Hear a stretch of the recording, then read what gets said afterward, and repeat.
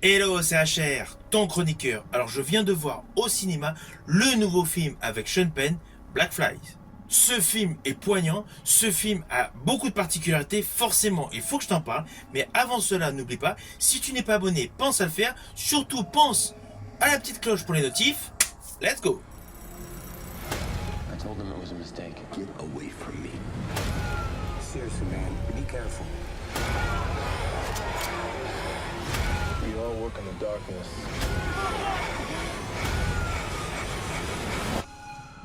You don't gotta let it inside you. You ain't got what it takes for this life here. Alors tout d'abord, sachez que ce film Black Flies alias Asphalt City est l'adaptation d'un best-seller de Shannon Burke, 911. Et je rajouterai que c'est une bonne adaptation. Alors le pitch est assez simple. Nous suivons des urgentistes dans la ville de New York, plus précisément du côté Brooklyn. Alors pour tous les aficionados du cinéma, je tiens à vous dire d'entrée de jeu que ce film est dans la même lignée que le film À tombeau ouvert réalisé par Martin Scorsese avec Nicolas Cage.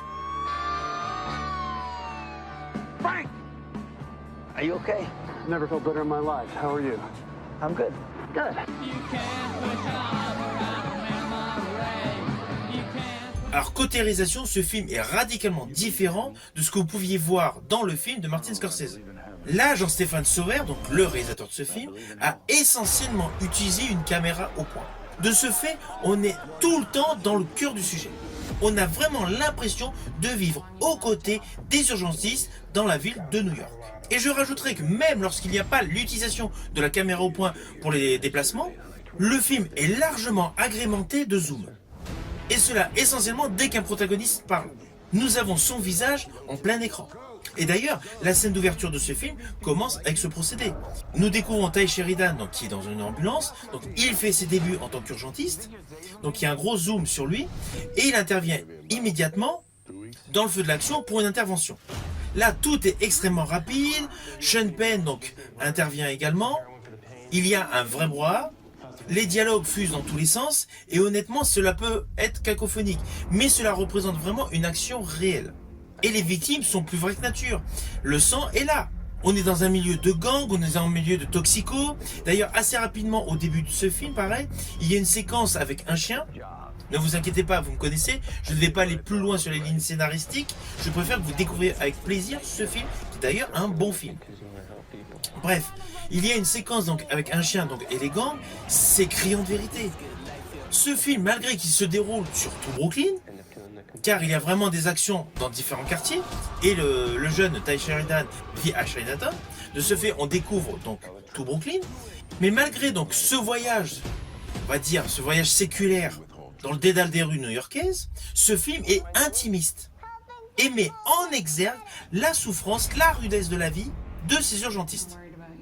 Je rajouterai même que par moments, il y a de nombreux effets stroboscopes pour amplifier donc le côté anxiogène, le côté stressant de cette vie d'urgentiste, avec bien évidemment des choses incontrôlables et des choses particulièrement difficiles à gérer. À cela s'ajoute par rapport à leur métier, chacun des deux protagonistes principaux, c'est-à-dire donc le personnage interprété par Sean Penn et le personnage interprété par Ty Sheridan, ils ont des cursus de vie différents, avec une gestion de leur vie différente. D'un côté, nous avons donc Sean Penn, qui est un vieux briscard du métier d'urgentiste. Il a divorcé plusieurs fois, il a une petite fille. De l'autre côté, nous avons donc le novice qui a raté son entrée en fac de médecine et qui veut se faire une pause en incorporant ce métier d'urgentiste. Ah oui, dans les personnages secondaires, vous allez retrouver Mike Tyson.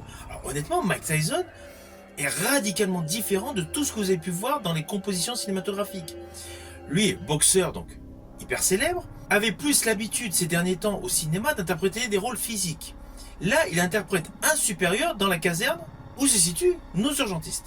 Et son rôle est bon. Alors certes, il est émaillé au fur et à mesure du déroulé de l'histoire, mais son rôle est bon. Alors en ce qui me concerne, j'estime qu'il y a de nombreux moments d'émotion qui se dégagent. Principalement lorsque les deux acteurs phares de ce film ont des échanges, ont des dialogues, que ce soit dans l'ambulance ou que ce soit donc en marchant dans la rue. Il y a également des moments de réflexion par rapport au milieu des toxicomanes qui ont des enfants, avec le risque de l'overdose, de la mère, qui est séropositive, qui a peut-être transmis la maladie donc à son nouveau-né.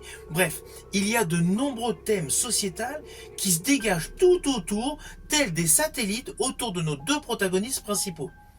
Et par rapport au début et par rapport à la fin, on réalise qu'il y a une véritable évolution, un véritable changement du comportement de chacun.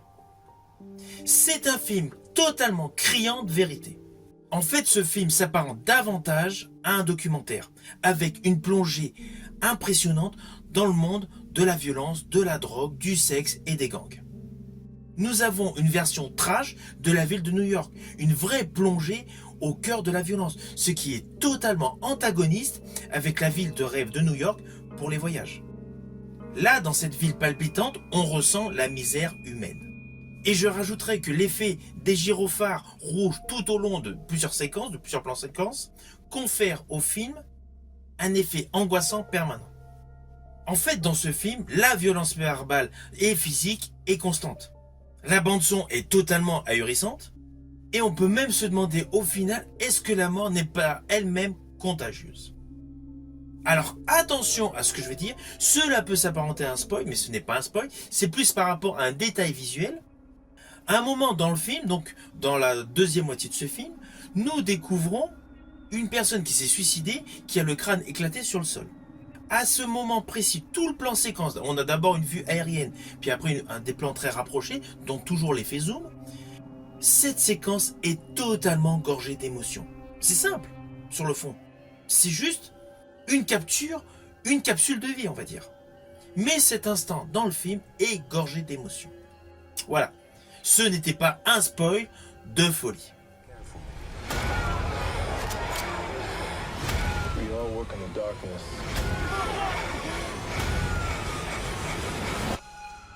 You don't gotta let it inside you. You ain't got what it takes for this life here.